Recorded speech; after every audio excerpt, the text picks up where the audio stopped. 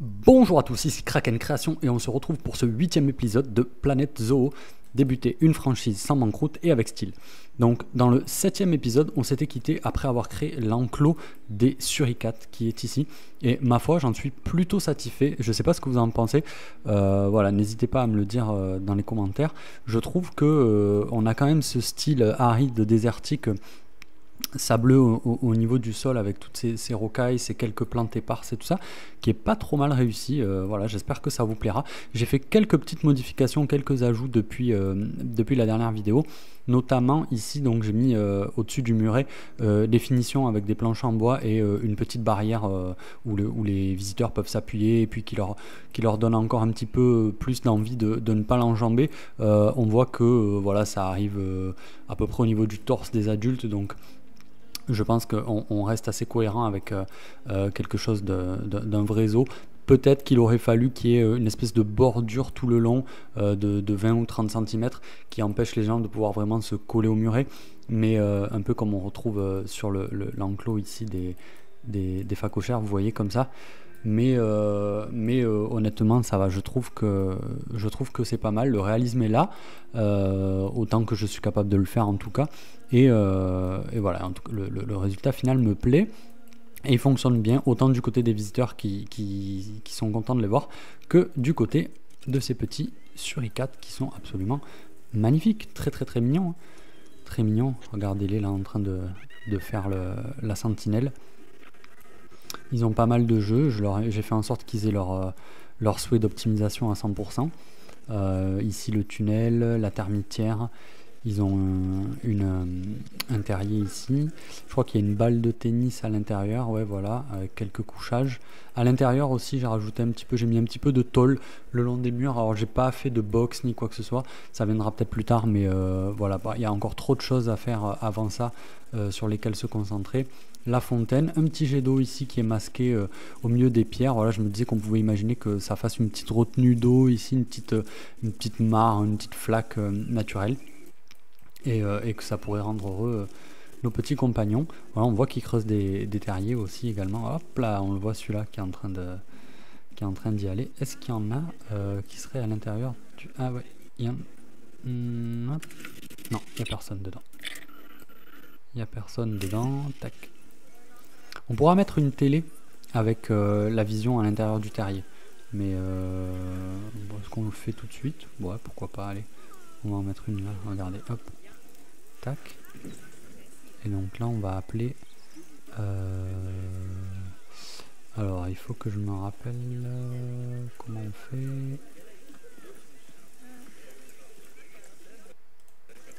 Terrier 1. Terrier 1, c'est l'Oryctérope, donc ça ne va pas. Terrier 2. Ok. Et voilà. Et donc là, on voit l'intérieur du terrier. Et du coup, ben, je vais le faire peut-être pour l'Oryctérope alors. Je vais le faire peut-être pour l'Oryctérope. Ici, par exemple. Hop. Hop. Voilà, comme ça.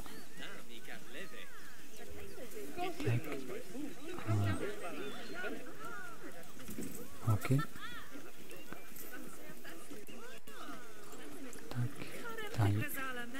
Ok, et voilà. Et là maintenant les gens peuvent voir l'Oryctérope à l'intérieur du terrier. Ici, j'ai remarqué que au niveau des étoiles, le marketing était à 0. Alors pour augmenter le marketing, ce qu'il faut faire, c'est premièrement, on peut lancer de la publicité ici. Campagne d'affichage traditionnel, campagne sur les boîtes de céréales, ces choses-là. On va le faire. On va faire traditionnel. Voilà. Ça va augmenter légèrement. Oh bah si, bien à 1,5 étoile. Et il y a autre chose qui marche plutôt bien, que je vais vous montrer. Je vais me mettre pause tant qu'on a encore du beau temps. C'est d'ajouter en fait des caméras, des webcams. Et en fait, les gens après sur internet ont accès aux webcams et ça crée de la pub naturellement. Donc, je crois que c'est dans le service. Voilà, c'est ça. Webcam d'habitat. Oups. Hop là. Donc, on va imaginer mettre ça ici. Hop.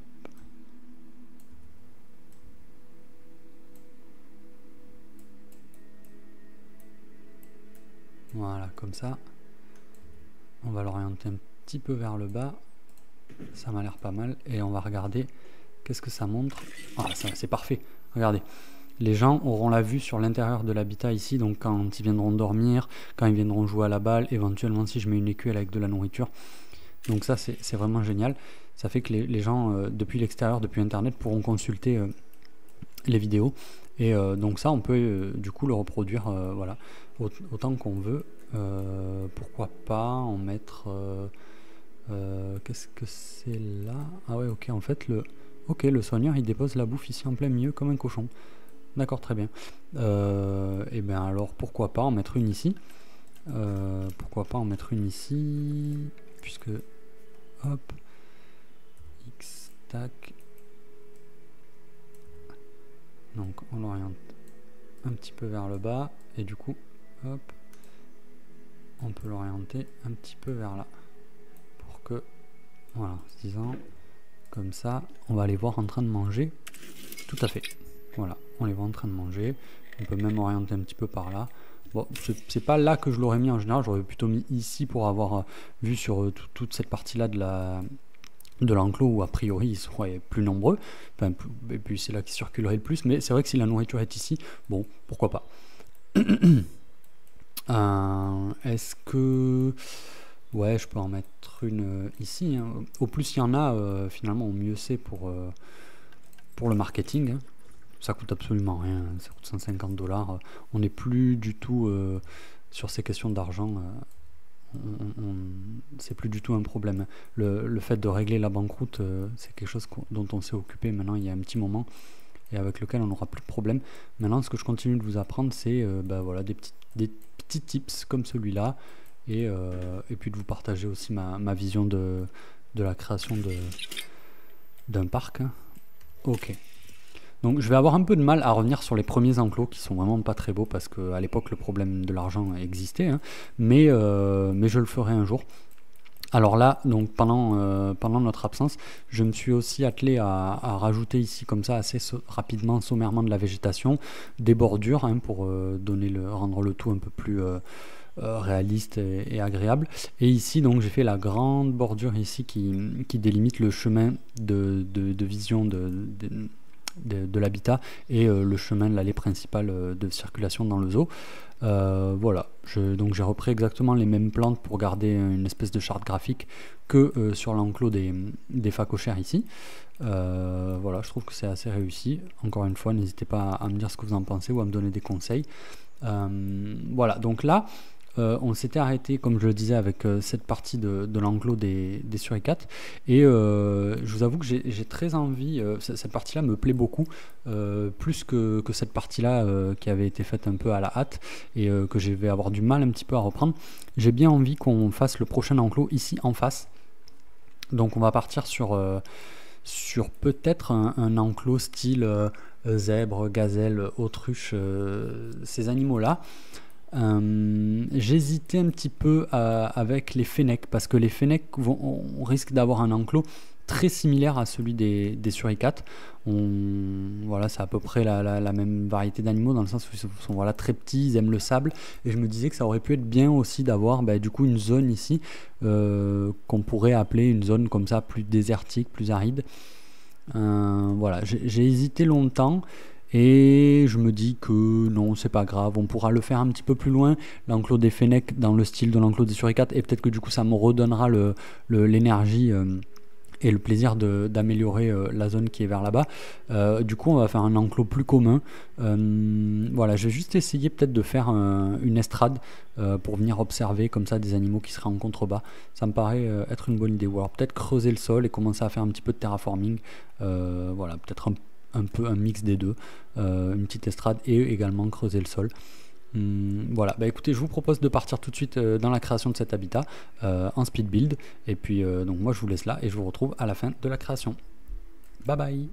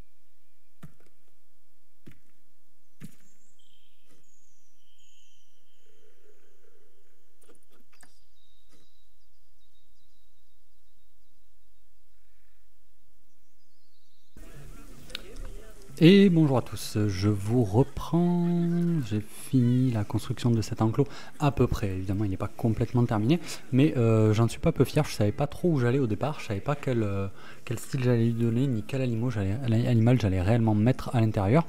Au final il était plutôt très grand et je me suis rendu compte que je pouvais y mettre un rhinocéros, un couple de rhinocéros, et c'est un animal qui me plaît beaucoup, donc je me suis lancé, après avoir choisi également des gnous. Alors gnous et rhinocéros, c'est pas une association que j'aurais faite naturellement, mais il se trouve que voilà, le jeu dit qu'ils sont plutôt contents de vivre ensemble. Il y avait la place et puis bah voilà, je me suis dit pourquoi pas. Ah, évidemment il pleut, c'est génial, on adore. Bref, c'est pas grave. Donc comme vous pouvez le voir, j'ai fait une petite estrade. Hop, je vais leur mettre des boîtes de dos un peu partout. Et j'ai créé cette espèce de bordure avec un sol en rondin de bois, un plancher comme ça, que ma foi je trouve pas trop mal. Alors il faudra rajouter encore une délimitation différente ici avec des pavés, je pense, entre les rondins de bois et le bitume gris de l'allée principale. Mais au final ça a son charme. Évidemment ça permet en fait aux visiteurs aussi de rester à distance, hein, parce que c'est un enclos qui est dangereux, il y a des rhinocéros à l'intérieur et puis on pourrait facilement chuter. Et évidemment je vais venir mettre ici une rambarde tout le long, parce que même si dans le jeu fictivement les personnages ne peuvent pas avancer, on peut imaginer que évidemment là ils pourraient complètement tomber, hein, si c'était des vraies personnes. Ici évidemment la question ne se pose pas non plus, peut-être même d'ailleurs très rapidement mettre directement passerelle avec rambarde, tac, voilà, déjà rien que ça, voilà, pour commencer un petit peu de réalisme, ça fait pas de mal, et puis c'est pas si moche. Qu'est-ce qui se passe là-bas? La termitière, les sonneurs ne peuvent pas l'atteindre. Crotte, parce qu'elle était jolie là-bas. Ben, on va la mettre là, ça fait bien aussi. Hop. Mangeoire plateau grande. Mais comment ça, ils peuvent pas l'atteindre? Ah, mais c'est parce que j'ai encore rajouté. Pour l'esthétique, j'ai voulu rajouter des portes. Je sais pas, j'ai l'impression qu'ils passent pas par là et ça m'enquiquine. Je comprends pas pourquoi. Est-ce que c'est la faute à ce rocher? On va le supprimer. Voilà, normalement il devrait pouvoir passer. Ah, ça me dit qu'elle est accessible en plus. Allez, soigneur, viens donc. Ah, on peut augmenter le prix. Allez, on va passer à 15 $ et 10 $ pour les enfants. Génial. Ok. Alors ça y est, les rhinocéros arrivent-ils? Les rhinocéros, toujours pas, j'ai que des gnous dans cet enclos. On va laisser tourner. Ah si, ça y est, il est là, il est en train de s'amuser. Oh, regardez-le, on va aller le voir. Comment il s'appelle? Kakamba. Oh, il est magnifique. Les rhinocéros sont de très jolis animaux. Est-ce qu'il est content? 99%, ma foi. Qu'est-ce qu'on peut demander de plus? Rien, hein? Non, c'est formidable. Je voulais ici créer une porte, puis je me suis rendu compte que j'ai des ouvertures qui sont beaucoup plus grandes que mes façades. Du coup c'est compliqué de créer une porte coulissante. Il faudrait presque une porte qui coulisse et puis hop, qui vient ici comme ça sur le côté avec des rails métalliques, etc. Ça me paraît pas évident à faire rapidement. Je le ferai peut-être plus tard en off, ou alors imiter un rideau métallique qui se lèverait vers le haut avec une cage comme ça de volet roulant. Ça me paraît peut-être un tout petit peu plus simple, je vais peut-être partir là-dessus. Au niveau de l'espace, ouais, il est beau. Elle est belle d'ailleurs, c'est une femelle. Voilà, bien-être, non, habitat. Zone traversable, ouais, c'est bon, ils peuvent aller dans l'eau. Les gnous, hop, également, c'est parfait. C'est parfait, donc il n'y a presque pas besoin de remplir l'abreuvoir. Ok, on est content. Qu'est-ce qui se passe là? J'ai gagné nombre de visiteurs, très bien. Voilà, donc il faudra rajouter des télés, il faudra rajouter comme vous le savez, des haut-parleurs, et puis continuer encore un petit peu, ah oui, avec de la végétation. Voilà, je ferai peut-être ça en off, je sais pas, quoique, est-ce que je peux faire la végétation un petit peu avec vous ici? Ça veut quoi un rhinocéros? Ça ne doit pas vouloir grand chose, hein. Faux gommier, ouais, ça c'est pas mal, ça fait bien savane africaine, hein. Hop, je peux déjà mettre ça là dans le fond. ça sera pas perdu. Et ensuite, est-ce qu'on changerait pas un petit peu de variété d'arbres? Ouais, les roseaux à éléphants, là, comme ça c'est pas mal. J'aime bien ça. Ah, on pourrait en mettre ici le... Ah ouais, on pourrait en mettre ici le long. Déjà là, de la... Tac, des roseaux qui auraient les pieds dans les marécages ici, que j'ai créé. Ouais, ça c'est pas mal, ça me plaît bien. Hop. Ils sont pas très exigeants de toute façon en termes de flore, hein. Les espèces africaines comme ça, elles n'ont pas beaucoup d'exigences. On n'est pas du tout dans la jungle. Hop, c'est pas cliché que de dire ça. Hop.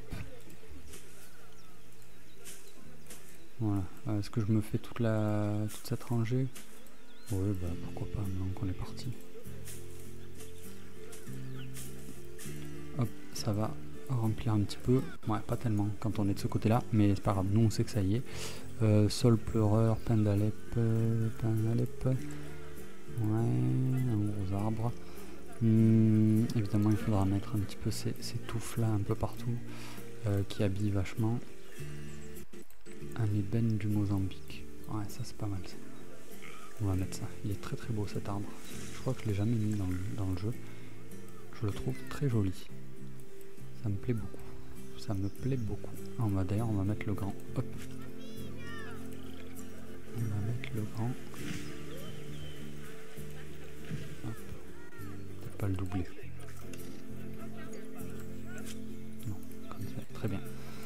Voilà, bah écoutez les amis, j'espère que la création de cet enclos vous aura plu. Je vous retrouve dans un prochain épisode où entre temps j'aurai un petit peu continué les aménagements en off. J'aurai essayé de reprendre peut-être la main là-dessus et je pense que notre prochain enclos sera un enclos ici de Fennec avec une verrière, quelque chose comme ça, un petit peu dans l'esprit de l'enclos des suricates, mais avec peut-être des panneaux de verre, peut-être même un tunnel, pourquoi pas, parce qu'après les Fennec on pourrait continuer avec les chats des sables, avec le porc épic également du nouveau pack aride. Voilà. Attends, on va jeter un œil à notre mâle qui est arrivé, Matadi, et oui, et quand on le voit à côté de la femelle, on voit qu'il est encore plus gros. Il est magnifique.